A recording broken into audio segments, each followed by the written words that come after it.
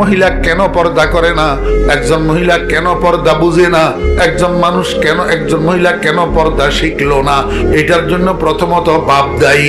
বাপের হাতের উপর আল্লাহু আকবার একটা মেয়ে 10 বছর জীবন পার করার পরে আস্তে আস্তে যৌবনে পদার্পণ করছে, আস্তে আস্তে শরীর বেড়ছে।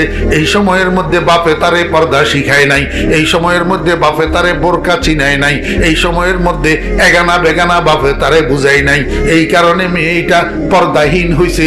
যখন বাপের বাড়ির থেকে আল্লাহু আকবার বাপ মারা গেছে, এবার বড় ভাই হয়েছে গার্জিয়ান, বড় ভাইও তারে পর্দার কথা বলে নাই, বড় ভাইও তারে বোরকার কথা বলে নাই, বড় ভাইও তারে এগানা বেগানা চিনাই নাই। এবার কিছুদিন পরে বিয়ে হয়েছে, স্বামী হয়েছে তার অভিভাবক, স্বামীও তারে পর্দার কথা বলে নাই, স্বামীও তারে বোরকা চিনাই নাই, স্বামীও তারে রাস্তায় উলঙ্গ ঘুরা যাবে না এই কথা বলে নাই। কিছুদিন পরে স্বামী মারা গেছে, এবার মার দায়িত্ব গেছে ছেলের কাঁধের উপর।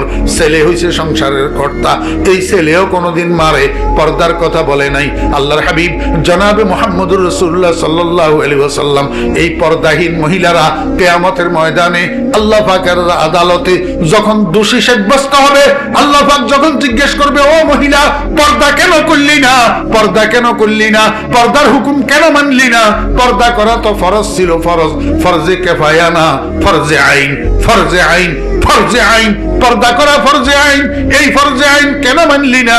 তখন এই মহিলা 7 জনের বিরুদ্ধে মামলা দায়ের করবে।